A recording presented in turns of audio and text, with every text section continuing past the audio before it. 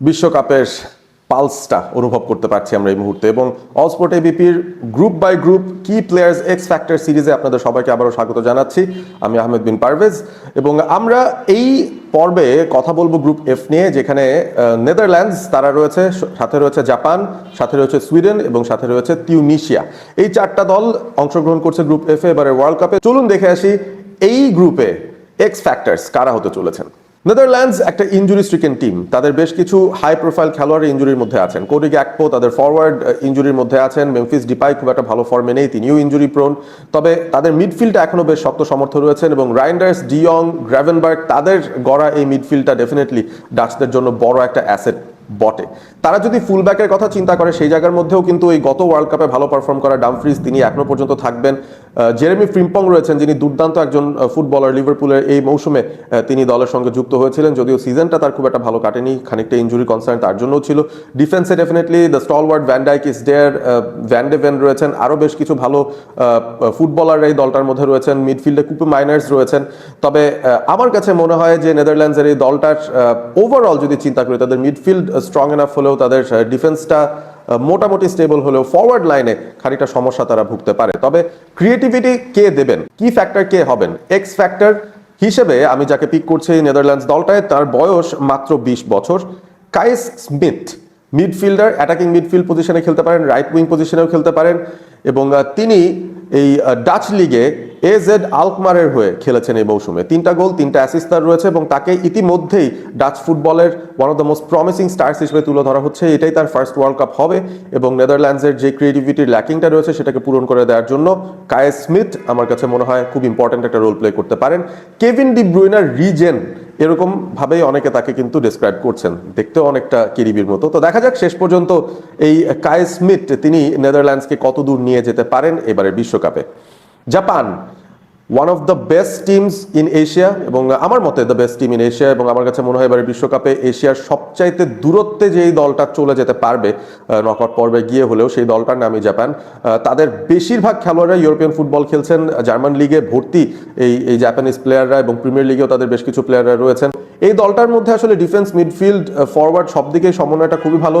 সিনিয়রদের মধ্যে তার একজনকে রেসপেক্ট দিয়েছে, কিতো নাকামুরা, তাকে দলে ভিড়িয়েছে বা স্কোয়াডে অন্তর্ভুক্ত করেছে, যেটা তার জন্য খুব ইমোশনাল একটা ফ্যাক্টর ছিল। He is one of the oldest players in this team এবং এই ওয়ার্ল্ড কাপেও তিনি থাকবেন। মায়েদা রয়েছেন ফরওয়ার্ড লাইনে, যিনি কিনা বেশ কিছু গোল দিয়েছেন রিসেন্ট সময় জাপানের হয়ে তাদের কোয়ালিফিকেশন পর্বে। দাইচি কামাডা রয়েছেন তাদের মিডফিল্ড মাইস্ট্রো, ক্রিস্টাল প্যালেসের হয়ে খেলছেন। তানাকা রয়েছেন লিডসে, তিনিও বেশ ভালো খেলছেন। এন্ডো, তিনি লিভারপুলের মিডফিল্ডার। সো আমার কাছে মনে হয় যে জাপানের মিডফিল্ড ইঞ্জিনটা খুবই শক্ত সমর্থ, তাদের ডিফেন্সটাও বেশ ভালো এবং সেই সাথে তাদের ফরওয়ার্ড লাইনটাও বেশ ভালো। তবে এক্স ফ্যাক্টর হিসেবে জাপানের হয়ে কে এবারে বিশ্বকাপ আলোকিত করবেন, নামটা তার ইউইতো সুজুকি। বুন্দেসলিগায় এফসি ফ্রাইবার্গের হয়ে খেলছেন, রাইট উইং পজিশন, অ্যাটাকিং মিডফিল্ডে দুটো পজিশনে তিনি খেলতে পারেন এবং এবারের বুন্দেসলিগায় 9টা গোল 4টা অ্যাসিস্ট তিনি কিন্তু দিয়েছেন। সো এই ফরওয়ার্ডের ওপরেই বা এই উইঙ্গারের ওপরেই জাপান অনেকটাই নির্ভর করবে তাদের অ্যাটাকিং মাইন্ডেডনেসটাকে এক্সপ্রেস করার জন্য এবং জাপানের যে ডিসিপ্লিনটা রয়েছে এবং তাদের যেই সলিড ব্যাকলাইন এবং মিডফিল্ড রয়েছে তার ওপরে যখন ইউইতো সুজুকি তার ক্রিয়েটিভিটিটা দেখাবেন, আমার কাছে মনে হয় যে খুবই ইম্পর্টেন্ট একটা রোল তিনি প্লে করতে চলেছেন এবারের বিশ্বকাপে, অন্তত জাপানের হয়ে। সুইডেন 2022 বিশ্বকাপ মিস করে গিয়েছিল, 2022 বিশ্বকাপে তারা খেলতে পারেনি, 18তে তারা খেলেছিল এবং সেই ওয়ার্ল্ড কাপটা আমার মনে হচ্ছে জলাতানকে তারা স্কোয়াডে নেয়নি, বিশাল একটা সিদ্ধান্ত নিয়েছিল, তারপরও কিন্তু সুইডেন কোয়ার্টার ফাইনাল পর্যন্ত চলে গিয়েছিল।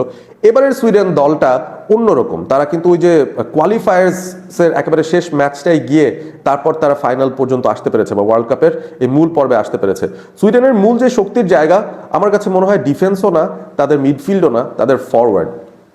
পুরো ওয়ার্ল্ড ফুটবলেই ন্যাশনাল টিম লেভেলে one of the best forward duos এই সুইডেন দলটার মধ্যে রয়েছে, ভিক্টর গিয়োকেরেজ এবং আলেকজান্ডার ইজাক। আলেকজান্ডার ইজাক এই মৌসুমে লিভারপুলে জয়েন করেছিলেন, তবে আনফর্চুনেটলি ইনজুরি স্ট্রিকেন একটা সিজন গেছে, শেষ ভাগটায় তিনি ফিট হয়ে এসেছেন এবং আমার কাছে মনে হয় যে তিনি কারেক্ট টাইমেই ফিট হয়েছেন সুইডেনের হয়ে ভালো কিছু একটা করার জন্য। সেই সাথে অবভিয়াসলি ভিক্টর গিয়োকেরেজ রয়েছেন। আমার কাছে মনে হয় যে কি প্লেয়ারে ভিক্টর গিয়োকেরেজই হবেন এই দলটার জন্য।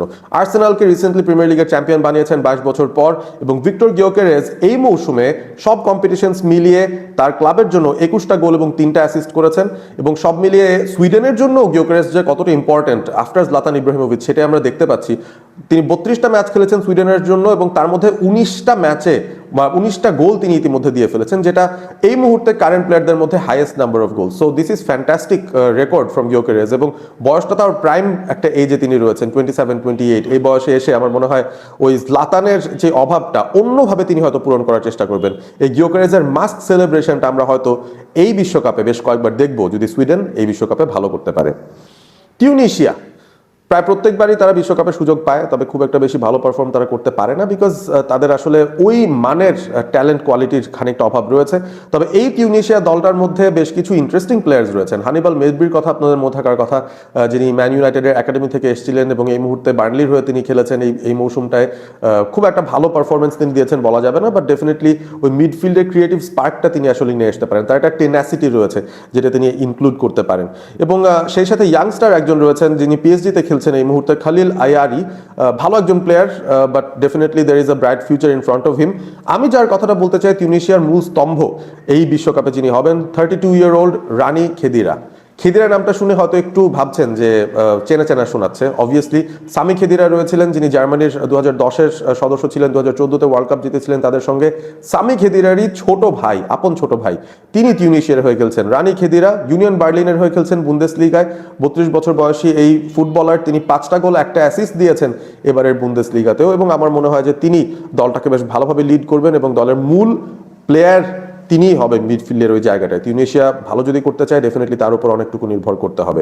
এবারে গ্রুপ স্ট্যান্ডিংস এর কথায় যায়। গ্রুপ এফ এ কারা চ্যাম্পিয়ন হতে পারে? আমার কাছে অন্তত মনে হচ্ছে জাপান আবারও গ্রুপ চ্যাম্পস হতে পারে। গত বিশ্বকাপের সময় 2022-এ স্পেনের সঙ্গে একই গ্রুপে থাকার পরও জাপান কিন্তু তাদেরকে হারিয়ে দিয়ে তারা গ্রুপ চ্যাম্পিয়ন হয়েছিল। এইবারও গ্রুপ এফ থেকে আমার মনে হচ্ছে জাপান গ্রুপ চ্যাম্পিয়ন হতে পারে তাদের সলিডিটির কারণে।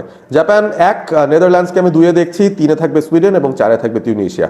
কমেন্ট করে জানিয়ে দিন এই 4টা দল থেকে আপনাদের ফেভারিট প্লেয়ার কারা, এবং অবভিয়াসলি গ্রুপ এফ থেকে কারা কারা কোন পজিশনে শেষ করবেন। অল স্পোর্ট এবিপির সঙ্গে থাকার জন্য ধন্যবাদ। সাবস্ক্রাইব করবেন চ্যানেলটি। ভালো থাকবেন সবাই।